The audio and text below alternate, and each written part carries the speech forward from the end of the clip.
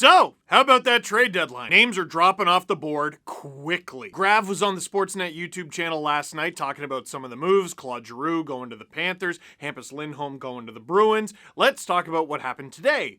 Sunday, and there might still be more, who knows. First and foremost, the Leafs go out and get Mark Giordano. Now, that wasn't their first move of the day. They had to make another one in order to make that one work, but Giordano is the big draw. Two Sault Ste. Marie buddies got together for this one. Kyle Dubas, Ron Francis, going to the Toronto Maple Leafs. Mark Giordano and forward Colin Blackwell. Going to the Seattle Kraken, a 2022 second, a 2023 second, and a 2024 third. Now, it's funny. I saw a lot of Leaf fans nervous about what the return was going to be, and when they saw it, they're like, oh my god, it's a fleecing. I saw it, and I'm like, yeah, it's fine. Why do people think it's a fleecing? This is why. The Panthers got Ben Sherratt for a first and fourth. Now, there's actually a pretty decent chance that that pick ends up being 32nd overall because the Florida Panthers won the Stanley Cup, and in that case, no one will care.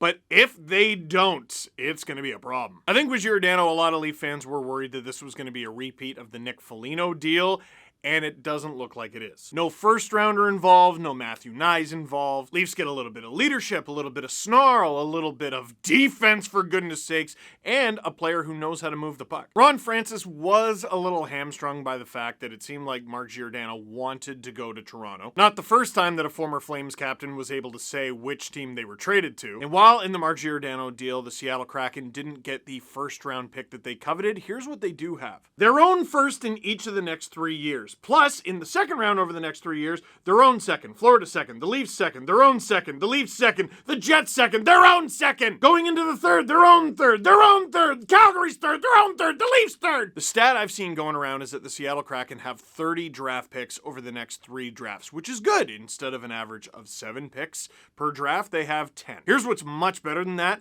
They have 20 picks in the first 4 rounds over the next 3 years. Yeah, they're not going to be very good on the ice yet. All season I've been talking about how the Seattle Kraken are an old school expansion team in that they're not very good, but this is how you do it. They're not rebuilding, they're building. So while the Seattle Kraken do trade their first ever captain less than a full season into his tenure with the Kraken, they do get more pieces that will help them. Part of what allowed the Leafs to make this deal is they made another one with the Vancouver Canucks. And the deal was very simple. The Toronto Maple Leafs trade Travis Dermott to the Vancouver Canucks in exchange for a third-round pick. So that's a sell from a buyer and a buy from a seller. But in a way, it's a 3-way deal. Because earlier in the day, the Vancouver Canucks traded defenseman Travis Hamonic to the Ottawa Senators in exchange for a third-round pick. Before we talk about the Dermott trade, I want to focus on that one. Of all the trades that have happened so far today, that one is the most fascinating because it is the one I least understand. Let me choose my words very carefully for this trade between the Vancouver Canucks and the Ottawa Senators.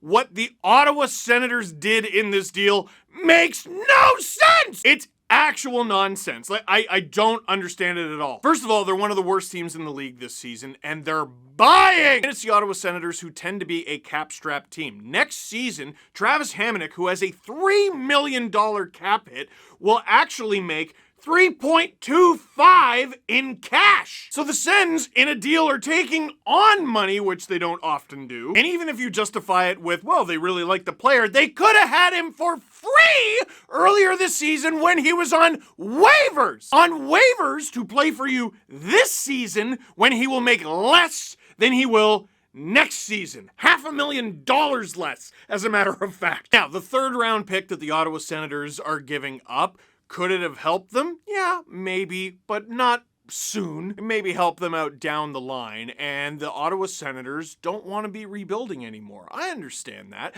I understand going out and trying to make a better team for next year, and that's exactly what they're doing on this deal. And they do get a right-handed defender, and those aren't exactly abundant in the NHL, and they do get a guy with a little bit of snarl and a veteran presence. But, the Sens have all the leverage here. They don't have to go out and get Travis Hamonic. They didn't have to go out and do that at all. The Vancouver Canucks desperately need that cap space. And the Sens just gave it to them. They gave them a pick to do it. I reiterate, this dude was on waivers. If you had told me this morning that the Canucks are going to trade Travis Hamonic, I would have thought they would be the team to attach a pick to him in order to trade him. And they got a third. So what the Canucks essentially did was they traded Travis Hamonic in exchange for Travis Dermott, who is younger at 24 years old, can play both the left and right side, and makes half the money. It is a home run grand slam of a deal for the Vancouver Canucks. I don't think it makes them abundantly better, you know, like what is the huge difference between Dermott and Hamonic? Doesn't make them better right away, not greatly better, but the cap savings alone is staggering, especially for a team that needs it as badly as they do. They got guys to re-sign. This gives them leverage in trade talks. Teams were calling the Canucks like sharks in the water. Hey, you need to give us Besser. Hey, you need to give us Miller. Now, it's not as urgent. That is a tidy piece of business to take care of the day before what could be a very busy deadline for the Canucks, and I gotta say, they're off to a fantastic start. As for the Ottawa Senators, all is fine if they show a marked improvement next year. Will they? So in all that, I sort of glossed over the fact that the Vancouver Canucks bought from the Leafs. The Leafs do lose a versatile homegrown defenseman. He always wanted to be a Leaf. He was a Leafs fan, played the left, played the right, had a rather noteworthy mistake in Game 6 of the playoffs last year. Dermott was having a hard enough time getting into the Leafs lineup before the Leafs got Mark Giordano.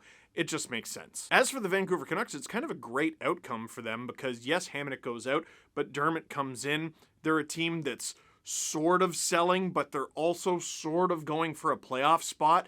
Dermott feels like a really good fit there in terms of price and age and ability. I really like that deal for them, I do. We got a minor deal between the Detroit Red Wings and the LA Kings. Troy Stecher going to the LA Kings from the Detroit Red Wings for a 7th round pick. Troy Stecher has obviously not had a great season on a team that's not having a great season in the Detroit Red Wings, but he was on Team Canada at the World Hockey Championship.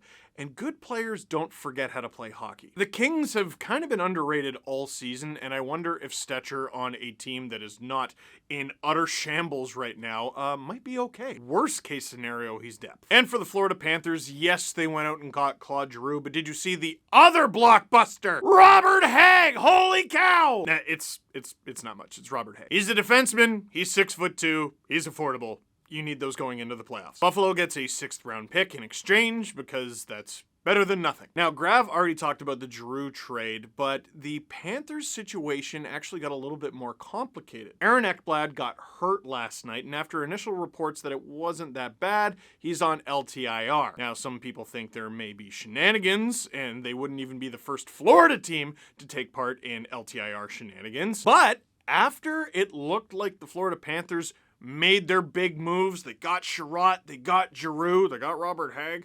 After that, it looked like they were done. Now, there's a chance they might still be open for business. Now, I think I'm going to wrap it up here. Otherwise, I risk making this video out of date before it's up, which I'm sure is going to happen a bunch over the next 24 hours. And speaking of the next 24 hours, I will be on the Sportsnet YouTube channel all day tomorrow talking about all the happenings. In the meantime, that is it for this one. Thank you very much for watching. Click like if you liked this video. Click subscribe if you really liked it. Tell all your friends. Swing for the fences. Make deals on deadline day. I don't care if you don't have any cap space. Go into the penalty. We have a lot of programming.